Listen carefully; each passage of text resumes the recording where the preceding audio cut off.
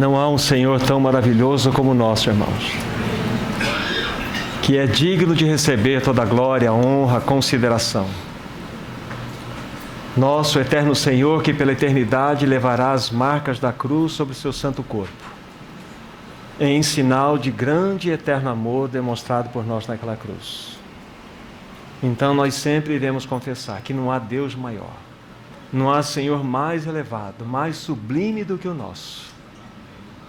Nós louvamos o nome bendito desse querido e soberano Senhor Jesus Cristo. Amém. Nosso maravilhoso Pai, nós somos tão gratos a Ti. Que privilégio poder começar e se reunir com cânticos de louvor e adoração. Ainda que de maneira tão simples, tão imperfeita, nós nos apresentamos diante do nosso amado Senhor. Aquele que se entregou por nós naquela cruz, com estas palavras de louvor e adoração. Nós bendizemos, ó bom Pai, pelo Teu Filho querido dado por nós. Obrigado por nos reunir nesta noite. E quando Tu nos reúnes, é porque Tu desejas falar.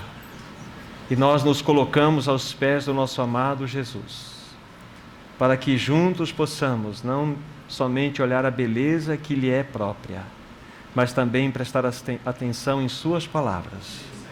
Desejamos o teu falar nessa noite. Fala, pois o teu povo te ouve. Amém, Senhor. Livro de Ezequiel, capítulo 33, e eu vou ler a partir do versículo 30. Repetindo, Ezequiel 33, a partir do versículo 30. A palavra de Deus assim diz: quanto a ti, ó filho do homem, os filhos do teu povo falam de ti junto aos muros e nas portas das casas. Fala um com o outro, cada um a seu irmão, dizendo: vinde, peço-vos, e ouvi qual é a palavra que procede do Senhor. Eles vêm a ti como o povo costuma vir, e se assentam diante de ti como o meu povo, e ouvem as tuas palavras, mas não as põem por obra.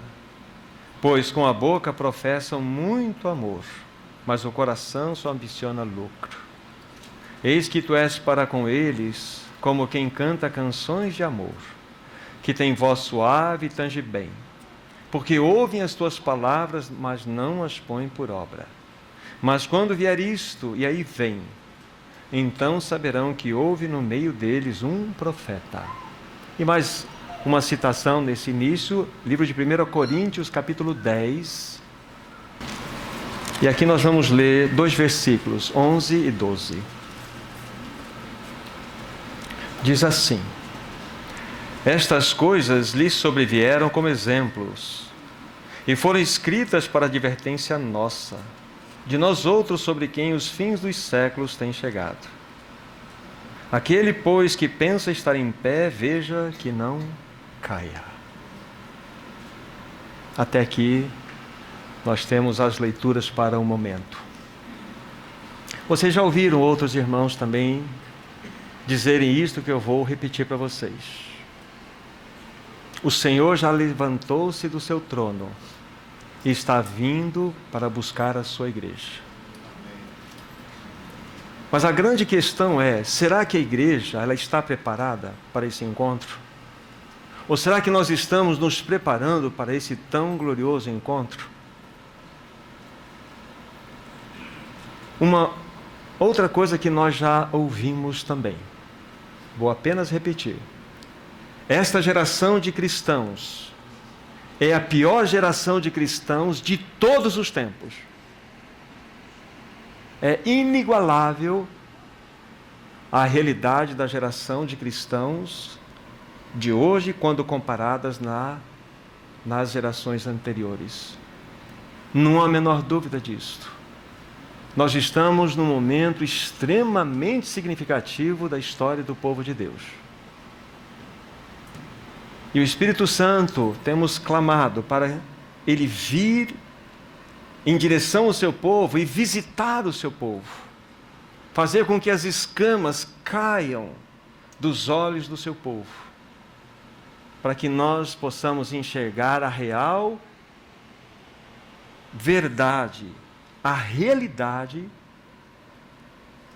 a qual nós nos encontramos nesse tempo do fim.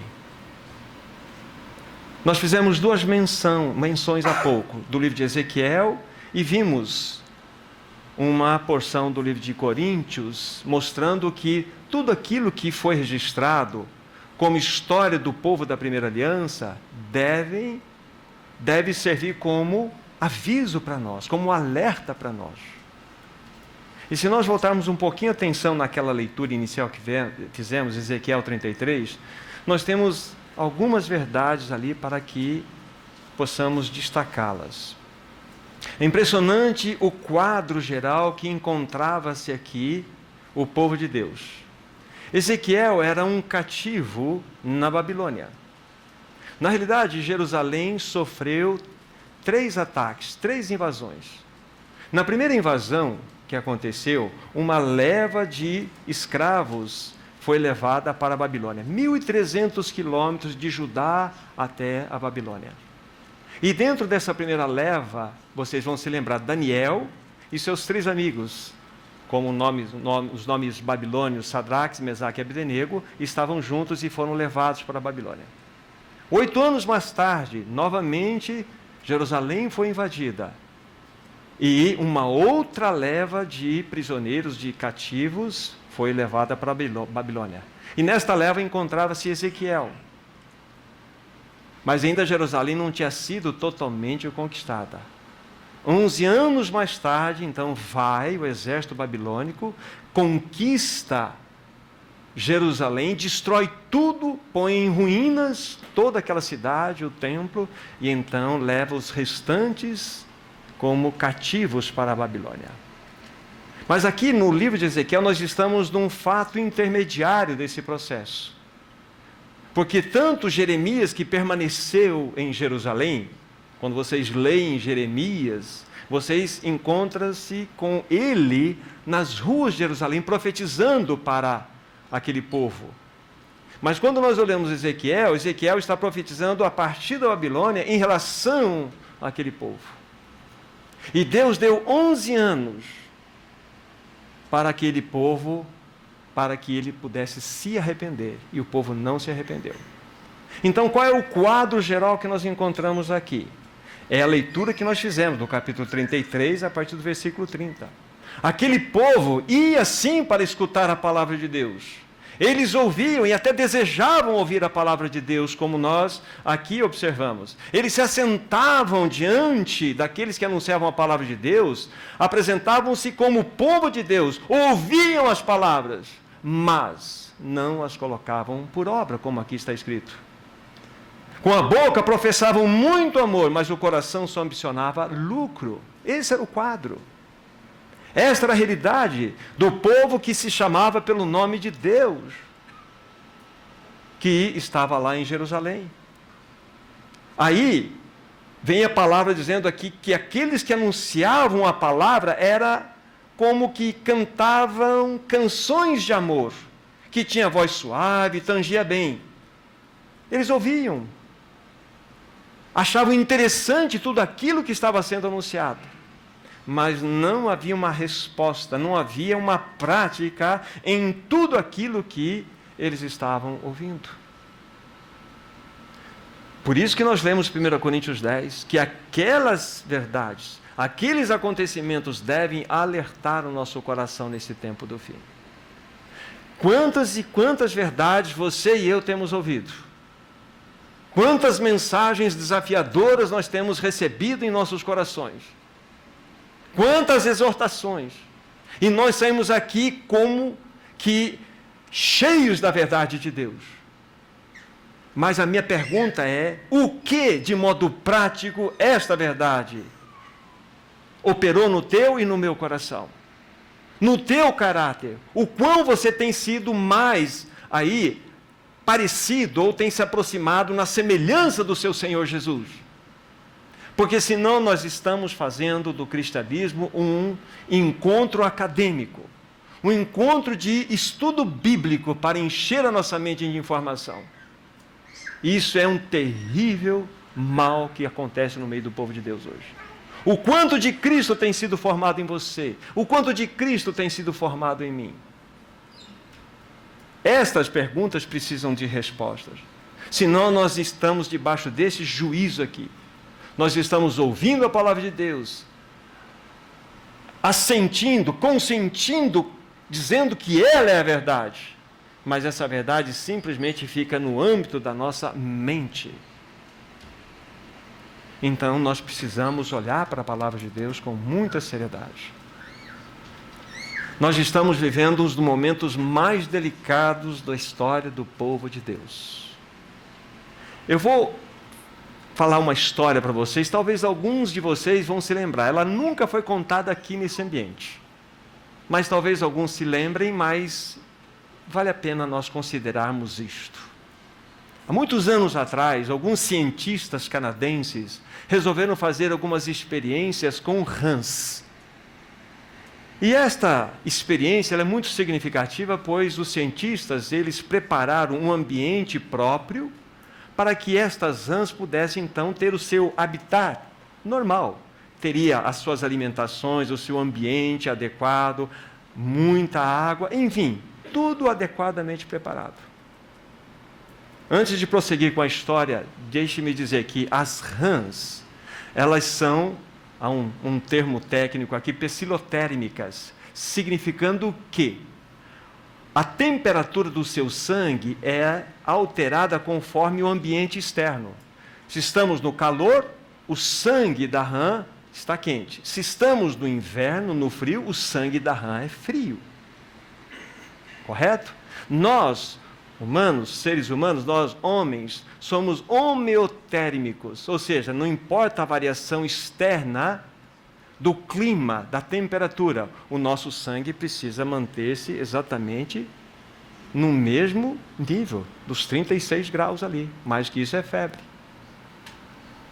Então, esse dado é importante. O que esses cientistas então fizeram? As rãs estão no seu habitat, estão ali colocadas naquele lugar que lhe é próprio, só que eles fizeram um mecanismo para que imperceptivelmente aquela água fosse sofrendo aquecimento. E era muito imperceptível. E a água então, hora após hora, dia após dia, ia sofrendo um aquecimento paulatino. Até que chegou ao estado de ebulição e as rãs morreram lá dentro, sem perceberem que estavam sendo cozinhadas. Elas estavam sendo destruídas e não tinham a menor noção disto. O que está acontecendo nesta geração de hoje com os cristãos é exatamente isto. Esta geração de cristãos está sendo cozinhada. E vai chegar um determinado momento da ebulição, onde nós não vamos nos aperceber e vamos ser todos consumidos. A palavra de hoje tem uma característica exortativa. Ela tem como destaque o reino dos céus e os últimos dias. Nós precisamos observar então que a palavra de Deus há de nos falar nessa noite. E vamos ver o quão importante é nós termos os ouvidos e corações abertos para receber tudo aquilo que o Senhor tem a nos falar. Agora vamos para Isaías capítulo 59. Isaías 59. Para que vocês entendam o contexto anterior de Ezequiel, que eu falei também de Jeremias, e nós estamos em Isaías, a partir do contexto de Ezequiel e Jeremias, nós estamos retornando mais 100 anos na história. Isaías profetizou 100 anos antes de Jeremias e Ezequiel. Então esse é o quadro. Isaías 59, versos 14 e 15. Observem, por favor, o que diz a palavra de Deus. Pelo que o direito se retirou, e a justiça se pôs de longe, porque a verdade anda tropeçando pelas praças, e a retidão não pode entrar. Sim, a verdade sumiu, e quem se desvia do mal é tratado como presa. O Senhor viu isto, e desaprovou o não haver justiça. Eu vou repetir esse texto porque ele é muito importante, ele é fundamento para nós. Pelo que o direito se retirou, e a justiça se pôs de longe, porque a verdade anda tropeçando pelas praças. Guarde bem essa expressão, tropeçando pelas praças. E a retidão não pode entrar. Sim, a verdade sumiu. E quem se desvia do mal é tratado como preso. O Senhor viu isto e desaprovou o não haver justiça. Aqui está algo tremendamente significativo. Este era o quadro que está exposto para nós aqui, o quadro que a nação, o povo de Deus estava vivendo naquela época. E quando eu pedi para vocês destacarem a expressão a verdade anda tropeçando nas praças, foi com um objetivo. As praças, antigamente, elas eram usadas de um modo diferente como nós entendemos hoje. Hoje nós pensamos uma praça pública, nós pensamos em um ambiente, talvez com algum jardim, algumas fontes, alguns bancos para nós sentarmos. E muitos pássaros nas árvores. Mas antigamente as praças tinham uma outra finalidade. As praças serviam para os encontros daqueles que tinham poder de decisão em toda aquela cidade, em todo aquele povoado. E nas praças eram discutidos os direitos, eram discutidos a justiça e os valores da verdade. Era o núcleo que determinava o movimento de toda aquela comunidade, toda aquela cidade. Quando nós pensamos nessas praças, se vocês pensarem praças no contexto do Novo Testamento, vocês vão encontrar uma palavra chamada agora. É o agora com acento no A, que eram praças onde se discutia a justiça, a verdade, onde muitos julgamentos eram feitos. Temos vários textos para mostrar isto. Eu vou apenas mostrar um para vocês. Atos 16. Abram comigo, por favor, Atos 16, para vocês entenderem aqui o que as praças significavam naquele tempo. Atos 16, versículo 19. Paulo e Sila encontravam-se em Filipe.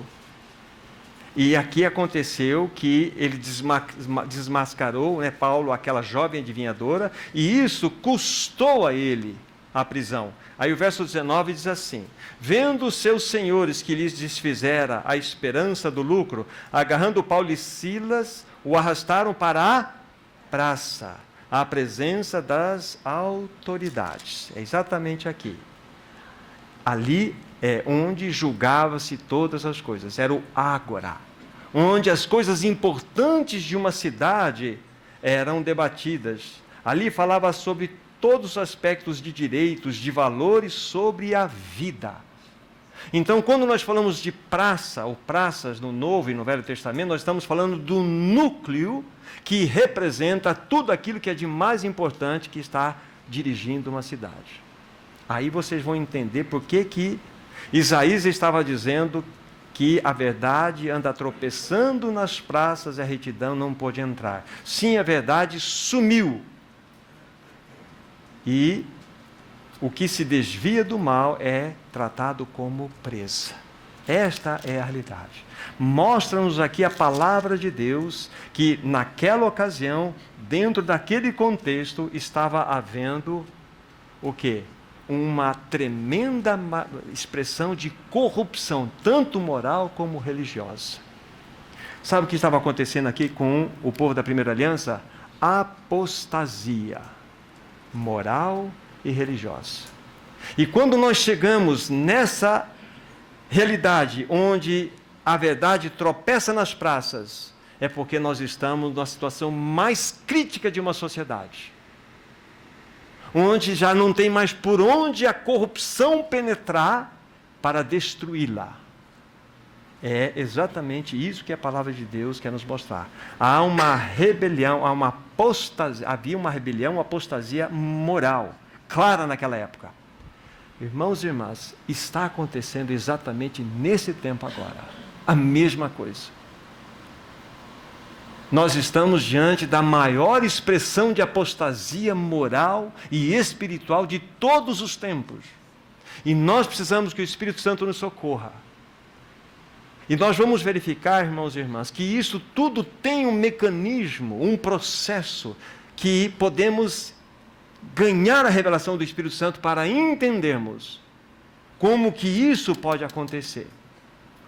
Como que estas realidades tão terríveis podem penetrar, não só numa sociedade, mas no meio do povo de Deus e destruir o povo de Deus.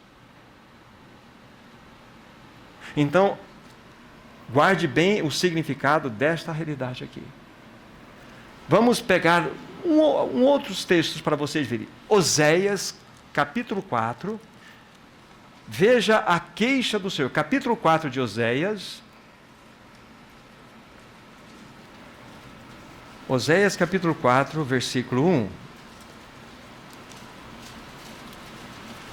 Diz assim: ouvi a palavra do Senhor, vós filhos de Israel, porque o Senhor tem uma contenda com os habitantes da terra, porque nela não há verdade, nem amor, nem conhecimento de Deus. Amor e conhecimento de Deus estão agregados aqui, mas o que estamos destacando é que nela não há verdade. Irmão, nós vamos ver na sequência da apresentação aqui dos textos o quão isto é sério. O quão isto tem realmente influenciado, tem afetado o povo de Deus. Irmãos, isso é muito importante para que o Espírito Santo fale aos nossos corações. Agora poderíamos pensar, não, mas isso aqui só está sendo retratado no Velho Testamento. Já vamos ver alguns textos do Novo Testamento e percebermos o quão sério é isto. Ainda em Isaías, capítulo 5. Isaías, capítulo 5, bem no início. Veja a fala do profeta de Deus. Isaías 5.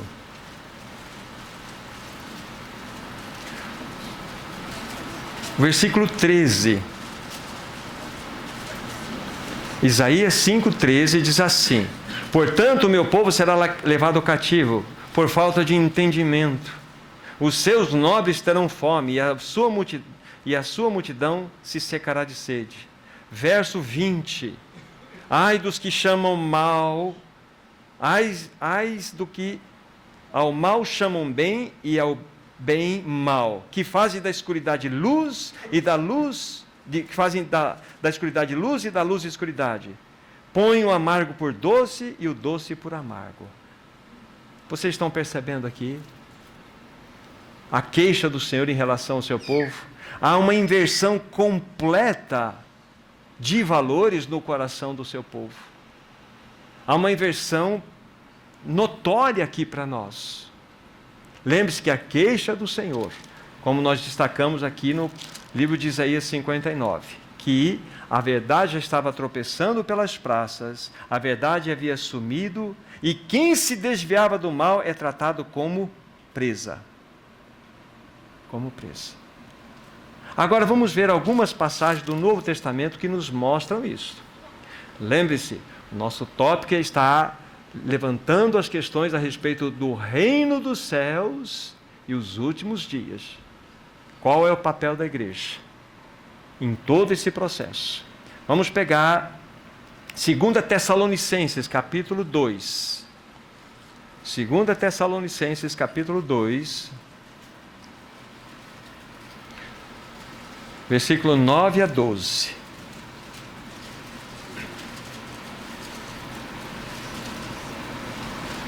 Diz assim: ora, o aparecimento do iníquo é segundo a eficácia de Satanás, com todo o poder, sinais e prodígios da mentira, e com todo engano de injustiça aos que perecem, porque não acolheram o amor da verdade, para serem salvos. É por esse motivo, pois, que Deus lhes manda a operação do erro, para darem crédito à mentira, a fim de serem julgados todos quantos não deram crédito à verdade. Antes, pelo contrário, olha só, deleitaram-se com a injustiça.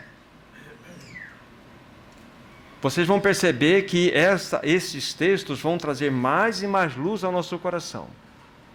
Como que a verdade tem sido solapada, como que ela tem sido desprezada. Nas mínimas coisas, num telefonema. Fulano está em casa? Não, ele não está em casa. Diga que eu não estou. Isso é solapar a verdade. Isso simplesmente está de mãos dadas com a injustiça. Isso é simplesmente estar ao lado daquele que é o pai da mentira. Vamos pegar uma outra citação. Romanos capítulo 1, versículo 18. Romanos capítulo 1, versículo 18. A palavra de Deus diz assim: a ira de Deus se revela do céu contra toda impiedade e perversão dos homens que detêm a verdade pela injustiça. Veja só que impressionante. Eles detêm, impedem, seguram a verdade pela injustiça. Veja que o que impera é a injustiça, é a mentira. Versículo 25: pois eles mudaram a verdade de Deus em mentira, adorando e servindo o Criador adorando e servindo a criatura em lugar do Criador, o qual é bendito eternamente. Amém. Aqui não só eles detêm, mas aqui a palavra está nos mostrando, eles mudaram a verdade em mentira. Olha só que impressionante, irmãos. Daqui a pouco isso vai fazer muito mais sentido aos nossos corações. Vamos pegar outros textos. 2 Timóteo. 2 Timóteo, capítulo 2. Versículos 17 e 18.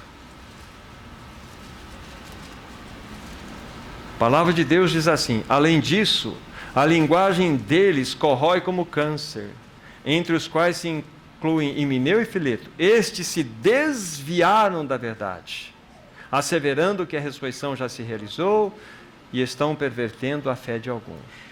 Aqui nós temos a experiência desses dois, que estão incluídos em outros, com outros, Himeneu e Fileto. Eles se desviaram da verdade. Vejam como que a verdade ela já não é aceita mais nas praças, onde todo aquele aspecto de núcleo que mantém uma sociedade de acordo com a vontade de Deus, ele já está completamente contaminado. Vejamos uma outra passagem, ainda nesse livro de 2 Timóteo, capítulo 3, versículo 8. E do modo porque Janes e Jambres resistiram a Moisés, também estes resistem à verdade. São homens de todo corrompido, na mente réprobos quanto à fé. Eles resistem à verdade. Nesse mesmo livro, capítulo 4, onde vocês estão pertinho aí, versículo 4. E se recusarão a dar ouvidos à verdade, entregando-se às fábulas. Vamos pegar mais um texto só. 2 Timóteo 2, versículo 2. 2 Timóteo 2, verso 2. E muitos seguirão as suas práticas libertinas, e por causa deles será infamado o caminho da verdade. Irmãos e irmãs, o mundo está debaixo da corrupção moral e espiritual. Isso chama-se apostasia. 2 Pedro 2,2, eu vou ler novamente. E muitos seguirão as suas práticas libertinas, e por causa deles será infamado o caminho da verdade. Irmãos e irmãs, eu estava dizendo que este mundo está imergido debaixo da corrupção moral e espiritual. E quando digo isto, o povo de Deus está no meio. Não quero dizer aquele ou outro grupo, não. Nós devemos entender que fazemos parte de um povo. E este povo está realmente sofrendo profundamente esta realidade. A justiça se colocou longe e a verdade anda tropeçando nas praças. significa o quê? Que o mal se tornou normal. O mal da sociedade se tornou normal. Terrível. Quando há falta da verdade, irmãos, a corrupção é desenfreada. É desenfreada.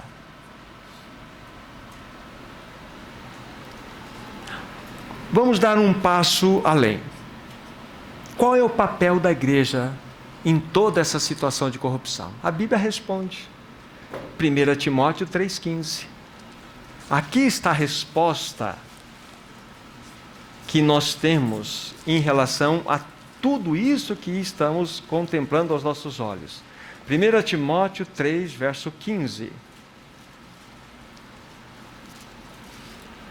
Para que, se eu tardar, fique ciente de como se deve proceder na casa de Deus, que é a igreja, do Deus vivo, coluna e baluarte da verdade. Aqui está o modo pelo qual a igreja deve proceder, deve agir e reagir diante de uma sociedade que é pautada na mentira. Na mentira. Vocês já ouviram falar de um termo, né, pós-modernidade. Agora, vocês já ouviram falar de um termo pós-verdade? Já, vocês já ouviram nas notícias. Me permita ler aqui algumas considerações aqui. Nós estamos numa sociedade pós-verdade hoje. O que é isto? O que é verdade não é mais verdade. Ouçam. Pós-verdade. Eleita a palavra do ano pelo dicionário Oxford. A pós-verdade definiu 2016, o ano passado. Isso porque atualmente os fatos importam menos do que aquilo que as pessoas escolhem acreditar. Ou seja, são tempos em que a verdade foi substituída pela opinião. O dicionário britânico é uma das referências mais importantes do mundo para a catalogação de novas palavras e expressões. Segundo a entidade, o termo é um adjetivo que se relaciona ou denota circunstâncias nas quais fatos objetivos têm menos influência em mudar a opinião pública do que apelos à emoção das crenças pessoais. Pós-verdade deixou de ser um termo periférico para se tornar central, em especial no comentário político. Agora frequentemente usado por grandes publicações, sem a necessidade de esclarecimento ou definição de suas manchetes, justifica a entidade. O uso da palavra pela imprensa mundial em 2016 cresceu 2000% em relação ao ano anterior, principalmente na cobertura de fatos políticos. Nós estamos diante dessa realidade da pós-verdade. Pós-verdade é mentira. Agora, leiam, por favor, João 8,44. João 8,44.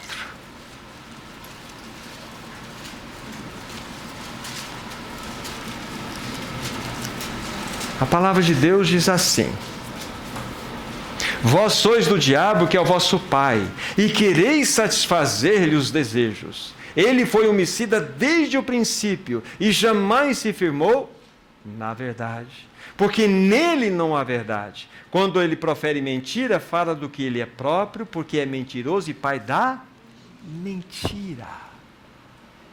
O que Satanás está fazendo? Ele sempre procurou em todas as gerações. Mas nós estamos num clímax da realidade, da história desse mundo, dessa humanidade, do povo de Deus. Ele está preparando uma geração que trará a sua imagem e semelhança. Aqui está. Satanás está fazendo isso. Agora nós vamos ver como que isto, lembra das rãs? Já está acontecendo, imperceptivelmente. E nós vamos ver qual é o caminho. Não é água. Vou dizer qual é depois. Aqui, a influência geral. Todos nós, de uma forma ou outra. Mas nós precisamos do socorro do Espírito Santo. Eu digo especialmente os jovens, que são vítimas diretas de Satanás nesse tempo do fim. Vocês não sabem o que está acontecendo. E já vamos ver esse assunto aqui. Mas Satanás tem buscado formar uma raça, conforme a sua imagem e semelhança, pautada naquilo que é próprio dele, mentira. A verdade anda tropeçando nas praças. O núcleo foi destruído, irmãos e irmãs. Para onde mais nós vamos para a corrupção? Não tem mais para onde ir. Porque nós estamos aqui. O mundo já está mostrando isto. Olhem para as leis dos governos, irmãos e irmãs. Olhem para as leis estabelecidas por todos os governos mundiais. É um não claro contra Deus. Aqui nós determinamos. Há uma rebelião clara contra Deus. Deus está banido da sociedade. Deus se tornou apenas uma figura. O cristianismo se tornou apenas portador de uma pequena verdade. Tem uma verdade, mas não é toda a verdade. Porque isso é relativismo. E nós estamos inseridos nessa sociedade caída. Então nós precisamos que o Espírito Santo nos ajude a discernir esse tempo que nós estamos vivendo. Olha as leis. Se discute abertamente se a questão da ideologia de gênero é algo a ser aprovado na sociedade ou não. Onde crianças teriam, então, essa própria habilidade e capacidade de decidir se vão em direção a um banheiro feminino ou masculino, fazendo a escolha própria. Meninos que poderiam escolher ir para suas salas de aula de vestido, se eles assim optarem ou não. Casamento de pessoas do mesmo sexo. Isso é um confronto à verdade absoluta de Deus. E nós estamos cozinhando como aquelas rãs. Vamos sair por aí, levantar bandeira e fazer passeata. Não, vamos viver em santidade. Vamos viver diante do Senhor, com as marcas da cruz. É a melhor mensagem que nós temos que dar. É viver de modo santo na presença do Senhor. A Bíblia fala que nós devemos ser sal nessa terra e luz nesse mundo. Mas se o sal se tornar insípido, para nada mais vale senão ser pisado pelos homens. Nós estamos no nosso meio, nosso redil, que o mundo já está julgado mesmo. Não é assim que Deus olha para o mundo. Deus amou o mundo, e nós sabemos que haverá um juízo. Mas se o mundo está nessa bancarrota que se encontra, entenda-se, nós temos parte de culpa nisso. Porque nós não estamos vivendo de um modo que agrada o Senhor. Simplesmente estamos na onda. Onde encontram-se aqueles que são diferentes? Aqueles que vivem para a glória do Senhor. Como que vamos fazer negócio hoje em cima da verdade, se tudo é pautado na mentira? Tudo é engodo, tudo é trapaça. Este ambiente satânico que nós vivemos, irmãos e irmãs. A praça está, a verdade está tropeçando nas praças. Querem ver um perfil dessa sociedade já sendo construído pelo diabo? 2 Timóteo 3:1. 2 Timóteo 3, verso 1 em diante, até o verso 5.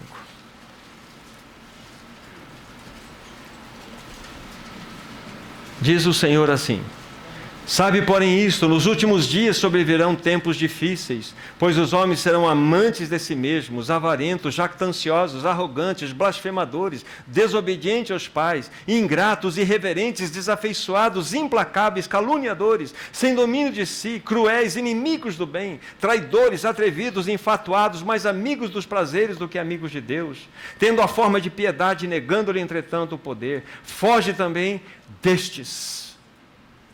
Aqui está um perfil de uma raça sendo preparada para espelhar a imagem e semelhança de Satanás. Agora, irmãos, isso acontece de uma hora para outra? Não, eu resolvi ser assim. Não, irmãos. Isso é um processo. Isso é algo que tem acontecido já há muito tempo. Satanás é habilidoso. Satanás sabe como fazer as coisas. Em especial nessa geração do tempo do fim. Nós estamos vendo ele atuar de maneira muito clara naquilo que chama-se valores absolutos. Não pode haver valor absoluto para ele. E a Bíblia é absoluta, é a verdade que não pode ser colocada ao lado de absolutamente nada. Ela é única e suficiente. É a verdade que deve pautar a nossa vida. Não foi o Senhor Jesus quem disse: e conhecereis a verdade vos libertará? Se, pois, o Filho vos libertar, verdadeiramente sereis livres. Eu falei de João 8, 32 e 36. Ali estão esses textos. Essa é a grande realidade. Então nós vimos essa leitura mostrando-nos um pouco do perfil daquilo que está sendo construído já ao longo dos séculos. Quero dizer aos meus irmãos que nós estamos perdendo essa batalha, infelizmente. Porque nós não estamos testemunhando como deveríamos testemunhar. Nós estamos como aqueles que foram exortados por Ezequiel, ouvindo a palavra, achando muito interessante, concordando com a palavra, pedindo para ouvir o que o Senhor tem a dizer, mas não estamos colocando por obras. E quando eu digo colocar por obras aqui, não entenda aqui qualquer sentimento legalista. Repetindo, tudo aquilo que nos conduz à vida e à piedade, todas as coisas, isto é graça, já nos foram doadas em Cristo Jesus. Então você tem o derramar da graça sobre a sua vida. Você pode dizer sim e pode dizer não. Porque há uma graça que governa o seu íntimo, a sua vida. Então, esta era pós-verdade, na realidade, é a era da mentira. Isso tem afetado a vida da igreja de modo muito direto. Tem impactado muitos irmãos em todas as áreas de suas vidas. Então nós precisamos que o Senhor nos socorra, nos ajude a este assunto. Agora, nós precisamos ver então de que maneira esta sociedade maligna está sendo construída. E de que maneira muitos têm sido influenciados. E esses muitos, agora me refiro ao povo de Deus. Irmãos, há um conflito celestial. Há um conflito acima da nossa compreensão que nós não imaginamos. Há uma batalha terrível acontecendo nesse instante. E sabe qual é o alvo dessa batalha? Vocês já ouviram falar, e vou repetir para vocês, numa outra ocasião. A tua mente. Essa é a grande batalha do tempo do fim. Ganhar a nossa mente, cativar a nossa mente. Porque quem cativa a mente, ganha o coração e ganha as nossas obras, ganha nossas mãos, ganha nossas ações. Ganha mente, ganha coração, ganha ação. É assim. E nós vamos ver então algumas passagens que vão nos mostrar esta realidade. Vamos pegar então algumas delas.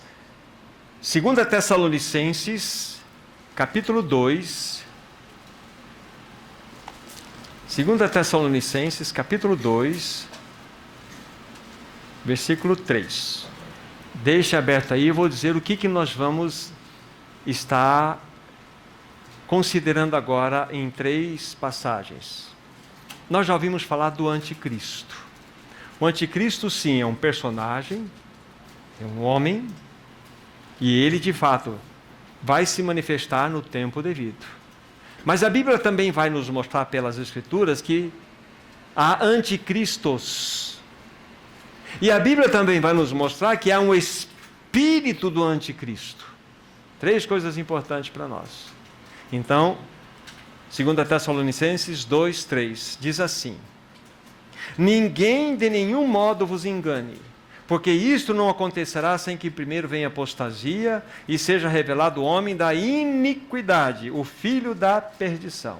Olha o 4, o qual se opõe e se levanta contra tudo que se chama Deus ou é objeto de culto, a ponto de assentar-se no santuário de Deus, ostentando-se como se fosse o próprio Deus. Aqui está. Uma figura do iníquo. Há pouco nós havíamos lido, né, o versículo 9, num outro contexto, que diz assim: ora, o aparecimento do iníquo. Esse iníquo é o anticristo. Né, ele virá, conforme diz aqui, segundo a eficácia de Satanás, com todo o poder de sinais e prodígios da mentira. Este é o anticristo. Tá? Correto? Então vamos pegar uma outra passagem agora. 1 João, capítulo 2. 1 João, capítulo 2. Versículos 18 e 19.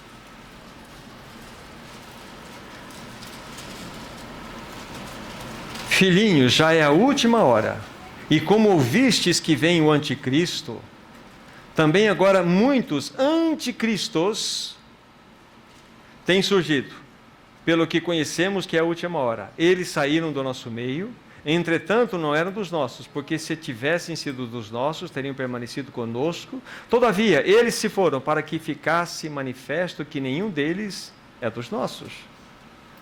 Então vocês percebem, novamente fala no início do texto que vem o anticristo, mas há muitos anticristos. E ao longo da história você pode, e eu também, nominar muitos deles.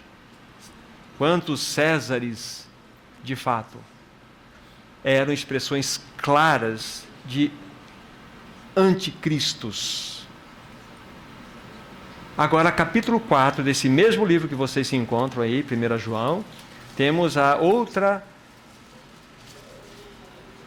expressão que eu há pouco disse para vocês, que falam do espírito do anticristo. 1 João 4, 2 e 3. Nisto reconheceis o Espírito de Deus.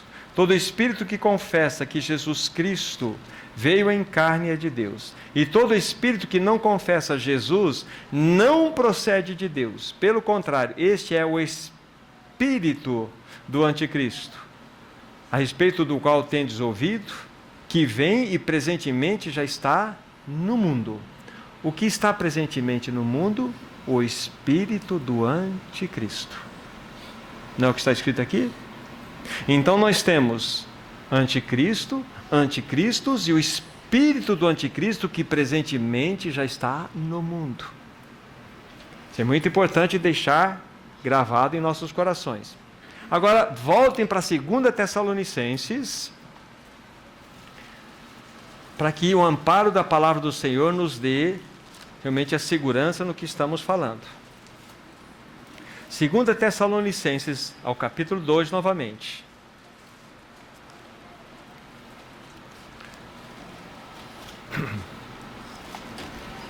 Versículo 7. Com efeito, o mistério da iniquidade já opera e aguarda somente que seja afastado aquele que agora o detém. Esta expressão, o mistério da iniquidade já opera. Já está operando. Então você percebe que há uma operação que é chamada aqui de mistério da iniquidade. Aqui está relacionado com o espírito do anticristo que presentemente encontra-se no mundo, fazendo alguma coisa. E está fazendo o quê? Em especial, estamos nessa geração que nos encontramos, preparando uma geração para que passivamente renda-se ao anticristo. Agora, isso tudo tem um caminho, e é onde nós vamos chegar agora para a reta final do nosso encontro dessa noite. Então temos anticristo, anticristos e o espírito do anticristo que presentemente atua no mundo. E por último lemos aqui que o mistério da iniquidade que já opera. Muito significativo é isto, para nós olharmos. Agora nós precisamos ainda olhar outros textos da palavra de Deus e vamos começar com Apocalipse capítulo 13. Apocalipse capítulo 13. Por que é tão significativo nós olharmos, irmãos, isto de maneira pontual? É para que nós sejamos socorridos pelo Espírito Santo. para que nós entendamos que nós estamos vivendo num tempo extremamente importante. E todos que estão presentes aqui, eu também, estamos sendo afetados por isto. E o Espírito precisa nos ajudar. Nos ajudar. Antes de nós citarmos aqui as passagens, só para que tenhamos uma linha de pensamento que é importante para nós. Vimos, de modo especial, que a verdade está tropeçando nas praças. Ela sumiu. Já não existe mais.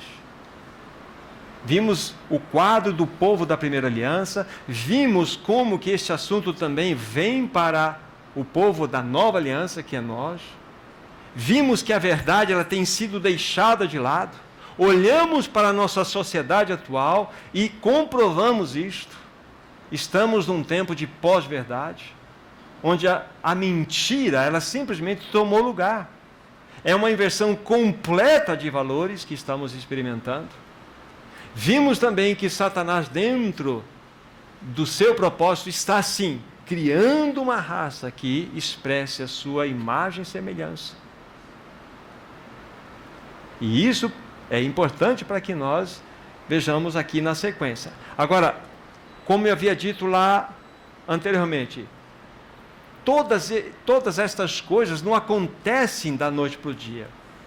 Você não estabelece uma mentira em apenas um dia. Você precisa ter mecanismos que vão trazendo aquela mentira e mudando a face dela até que ela seja recebida como uma verdade. Então há um processo, esse processo acontece na preparação da nossa mente, onde insisto em falar, aqui os mais vitimados, não que os mais velhos não sejam, os jovens, porque vocês estão em contato direto com aquilo que, vamos dizer assim, tem de mais fácil de acessar, que são os mecanismos de comunicação. Então vocês precisam do discernimento do Espírito para entender o terreno que vocês estão pisando. Capítulo 13 de Apocalipse, então. Em todo esse capítulo, nós não vamos destacar os assuntos escatológicos, porque eu nem tenho capacidade para isso, há outros irmãos que podem fazer isso. Mas aqui, fala-nos esse capítulo que há duas bestas. Uma irá emergir do mar, que fala-nos de uma besta política, de um poder político, e outra, a partir do versículo 11, que é uma besta que emerge da terra, que é um poder religioso, um poder mesmo cultural. Depois vocês vão ler e vão verificar isto.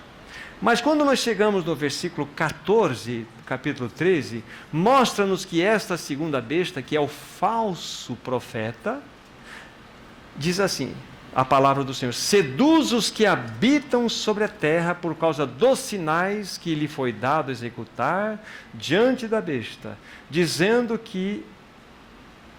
aos que habitam sobre a terra que faça uma imagem à besta, àquela que, ferida a espada, sobreviveu. Mas essa palavra seduz, uma sedução, ela tem um caminho, ela tem um processo para ser estabelecido. Nós não somos seduzidos de uma... Você tem a cor preta e a cor branca. Você tem uma clara definição entre duas cores. Mas quando as situações se tornam muito parecidas, nós somos envolvidos e engodados. É o branco e o quase branco. É uma sedução que envolve o processo aqui. Na sequência, onde eu quero chegar, versículo 16 ao 18... diz assim: a todos os pequenos e grandes, os ricos, os pobres, os livres, os escravos, faz que lhes seja dada certa marca sobre a mão direita e sobre a fronte, para que ninguém possa comprar ou vender, senão aquele que tem a marca, o nome da besta, ou o número do seu nome. E aqui está a sabedoria: aquele que tem entendimento, calcule o número da besta, pois é número de homem. Ora, esse número é 666. Aqui está. Todos nós já ouvimos falar de chip. Chip para lá, chip para cá, que Satanás vai chipar todo mundo e essa coisa toda aí. 6 bilhões de chip. Agora a pergunta é, mas é tão notório, isso é tão, vamos dizer assim, é tão evidente, que nós temos que desconfiar desse assunto. Porque a palavra que aparece aqui, marca, é uma palavra no grego, é charagma. Essa palavra é a raiz da palavra caráter. E há uma outra palavra no grego para marca que é estigma. Estigma é uma marca quando ela é batida de uma vez só. Mas charagma é um esculpir, é um processar que leva um tempo. É o charagma que aparece aqui. Então, este charagma que tem como raiz, né, a raiz da palavra caráter, mostra-nos que a fronte está aqui em pauta e mãos. Interessante, porque quem ganha a mente, ganha a mão. Se eu ganhar a tua mente, eu ganho os teus serviços, a tua dedicação. O que Satanás quer? Preparar uma geração para que não só adore o anticristo, e também possa servi-lo.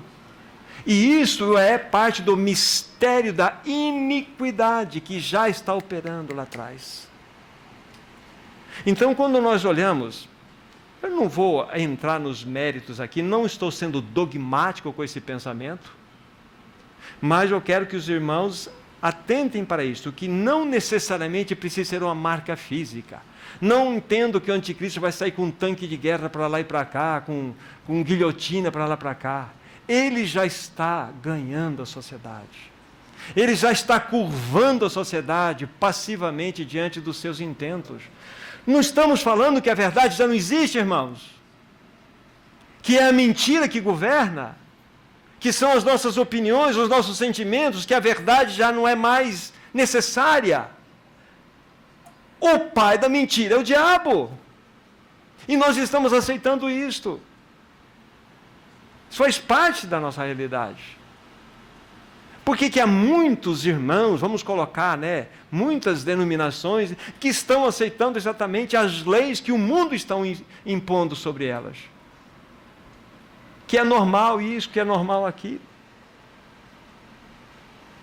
Porque a verdade perdeu a sua força, ela já não é mais aceita nas praças, no ágora, o núcleo onde se determinava todos os valores de uma sociedade, apodreceu.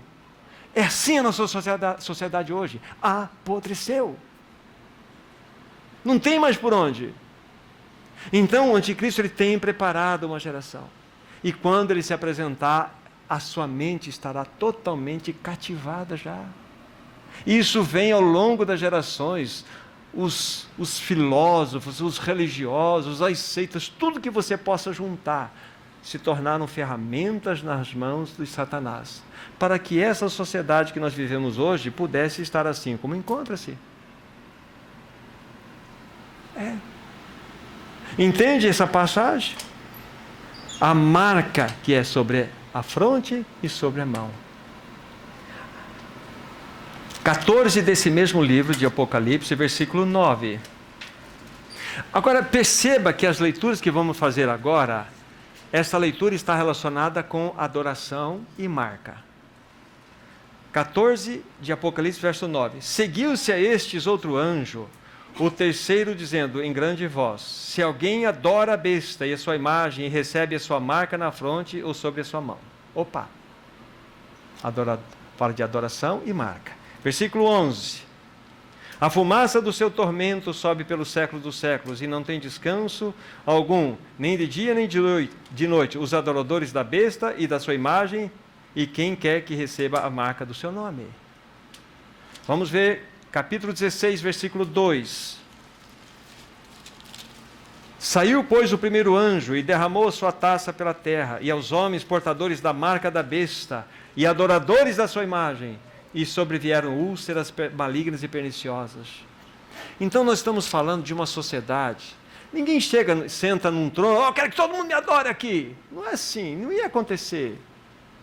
As pessoas serão previamente preparadas, as suas mentes e pensamentos totalmente cativados a esta realidade. Não é verdade? Hoje nós não vemos na sociedade da mentira. As pessoas, para mentir é comum. Tem pessoas que mentem tanto, que acreditam na própria mentira e estabelecem-se como verdade.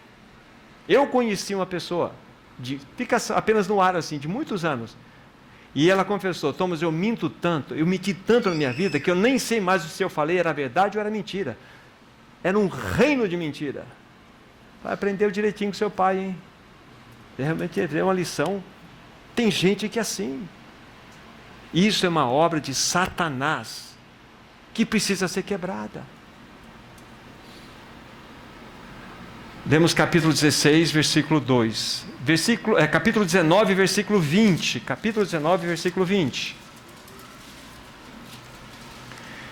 Mas a besta foi aprisionada, e com ela o falso profeta, que com os sinais feitos diante dela, seduziu aqueles que receberam a marca da besta e eram adoradores da sua imagem. Os dois foram lançados vivos dentro do lago, o lago que arde com enxofre. Novamente, adoração relacionada com marca. Isso é um preparo cultural, é um preparo espiritual, que está acontecendo exatamente agora. Então há um conflito em cima, no céu acontecendo, e a batalha é pela sua mente. O Espírito Santo quer ganhar a sua mente, quer formar o caráter de Cristo. Por que a Bíblia fala assim? Tudo que é verdadeiro, tudo que é puro, tudo que é de boa fama, se alguma virtude há, se algum louvor existe, nisto ocupai a vossa mente. A Bíblia fala muito sobre isso, já foi tratado isso aqui. A nossa mente deve ser uma expressão da mente de Cristo. Completamente. Irmãos, há pessoas que não têm muros em suas mentes. São pessoas completamente influenciáveis por todo tipo de situações externas, internas, de falas ou de não. Esses muros precisam ser construídos pelo Espírito Santo, para que nós possamos ser dirigidos simplesmente pelos princípios da palavra de Deus. Nós precisamos ter a nossa mente protegida. E precisamos da palavra dele, do Senhor. E uma última citação com relação a isto, é uma citação positiva, capítulo 20, Apocalipse, versículo 4. Positiva, se vocês vão entender por quê. Vi também tronos, e nestes sentaram-se aqueles os quais foi dada a autoridade de julgar. Vi ainda as almas dos decapitados por causa do testemunho de Jesus, bem como por causa da palavra de Deus, tantos quantos não adoraram a besta, nem tampouco a sua imagem, e nem receberam a marca na fronte e também na mão, e viveram e reinaram com Cristo durante 1000 anos. Aqui mostra no seu sentido positivo, aqueles que não receberam a marca nem na fronte, nem na mão, e nem adoraram a besta. Então entende essa questão da marca, desse charagma? Então, nós estamos nessa sociedade chamada pós-verdade. Mas nós somos da real verdade. Nós precisamos que o Espírito Santo nos ajude a ver isto. Voltem para o capítulo 14 desse livro, Apocalipse, versículo 1. Já estamos indo para o final. 14 de Apocalipse, versículo 1. Olhei e eis o Cordeiro em pé sobre o Monte Sião, e com ele 144.000, isso aqui fala dos vencedores, tendo na fronte escrito o seu nome e o nome do seu Pai. Será que está escrito lá o nome de cada um na testa, na fronte? Não, irmãos. A mente completamente cativada. Está lá Cristo estabelecido, está lá o Pai estabelecido. É o que está escrito aqui. Está na fronte. É a mesma realidade. É notório. Por isso que convém que Cristo cresça e nós diminuamos. Que Ele seja o nosso tudo, que a nossa mente seja ganha por Ele. Só para falar aqui do capítulo 13, quando o versículo 18 diz assim: aqui a sabedoria, aquele que tem entendimento, calcule o número da besta, pois é número de homem, e este número é 666. Que coisa! O número do homem é o número 6, como a Bíblia fala aqui. Por que 6666? 36. Satanás sempre quis imitar a Trindade. Homem, homem, homem. Aqui fala do abominável da desolação que profetizou Daniel, que quando nós víssemos ele assentado no trono, Ali está o abominável. Ali é o homem ocupando o lugar de Deus. É a divinização do homem. Esse é o 666. É a divinização do homem. É o homem ocupando o lugar de Deus. 666. Homem, homem, homem. É exatamente isso. É quando vocês virem o abominável da desolação sentado onde não deve estar sentado. Então, corram.